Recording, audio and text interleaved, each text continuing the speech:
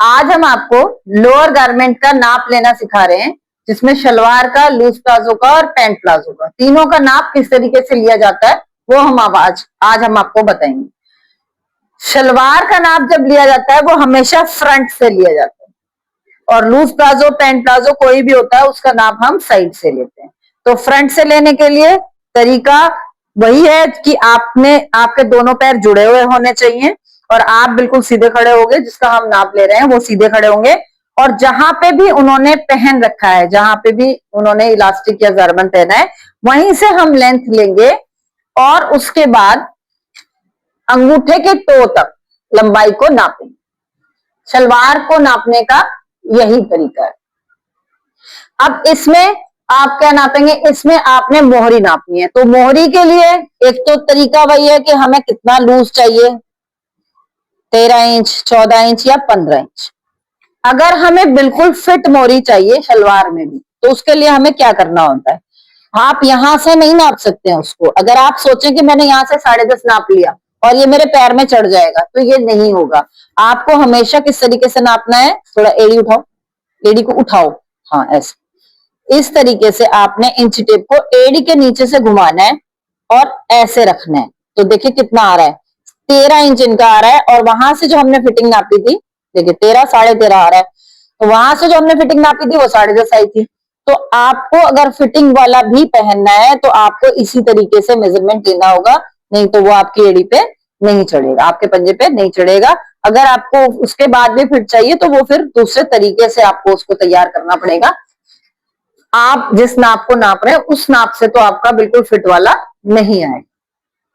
तो दो चीजें ये हो गई शलवार में, पहली लंबाई, दूसरा मोहरी, तीसरा हिप। तो हिप वैसे ही आएगा बिल्कुल जैसे आपको हमने कमीज में पहले बताया था, हिप का नाप भी ऐसे ही आएगा इसी तरीके से। तो ये तो हो गया शलवार का। पैंट प्लाजो और लूज प्लाजो को, पैंट प्लाजो के लिए भी और लूज प्लाजो के लिए भी आपको साइड से ही नापना होता है। और खड़े होने का तरीका वही होगा आपका कि आपको पैर जोड़े रखने हैं, और जहां भी साइड से है, जहां आपका जरबंद या इलास्टिक जो पहना हुआ है वहीं से, और जहां भी आपको चाहिए, क्योंकि लूज प्लाजो के लिए आपको थोड़ा ऊंचाई रखना होता है, और बाकी भी आप जो आपकी मर्जी है उसी हिसाब से आप पैंट प्लाजो भी पहनते हैं, एंकल लेंथ तक भी पहनते हैं, काफ तक भी पहनते हैं। जैसा आपको लेंथ चाहिए उसी हिसाब से आपको साइड से ही नापनी होगी लेंथ। मोहरी नापने का तरीका वही है जो शलवार में हमने नापी थी। लूज प्लाजो में लेंथ हो गई, मोहरी हो गई, और हिप उसमें भी यही चलेगा। और कमर का नाप इलास्टिक के लिए लिया जाता है लूज प्लाजो में। पैंट प्लाजो में एक चीज आपको एक्स्ट्रा और नापनी होती है। देखिए कमर वाला हिस्सा आपका कौन सा नपेगा, जिसमें आपने इलास्टिक पहना हुआ है वो वाला, वो कमर का हिस्सा नहीं होगा जो आपने कुर्ती या कमीज के लिए नापा है। पैंट प्लाजो, लूज प्लाजो के लिए आपका कमर का हिस्सा वो होगा जहां पे आप इलास्टिक बांधे।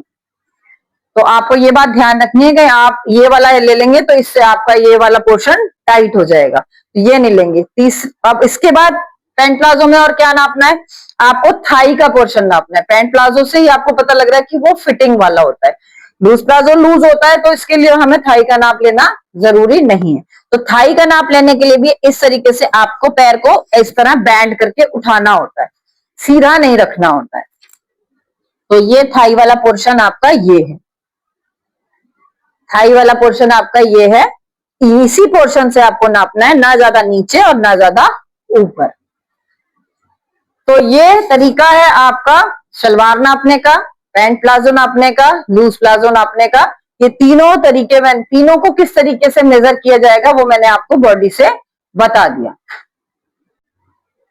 लूज प्लाजो में आपकी मोहरी ज्यादा होती है, इस तरीके से लूज होती है, और पैंट प्लाजो में फिटिंग होती है। तो लूज प्लाजो में और पैंट प्लाजो में बहुत फर्क है। लूज प्लाजो में आपने सिर्फ लंबाई नापनी है, हिप नापना है और मोहरी नापनी है, जैसे कि शलवार में लगती है। और कमर जो नापनी होती है वो इलास्टिक डालने के लिए नापनी होती है, और कमर मैंने आपको बताई कौन सी होती है। और पैंट प्लाजो में आपको ये चारों चीजें नापनी है, कमर प्रॉपर नापनी है, लंबाई भी प्रॉपर होनी चाहिए, और नीचे मोहरी और थाई और हिप, ये सारी चीजें पैंट प्लाजो में होनी चाहिए। जो आपको आज बताया है, अगर आपको इसमें कुछ पूछना हो तो आप कमेंट में पूछ सकते हैं, हमारे चैनल को ज्यादा से ज्यादा लाइक कीजिए, शेयर कीजिए, सब्सक्राइब कीजिए।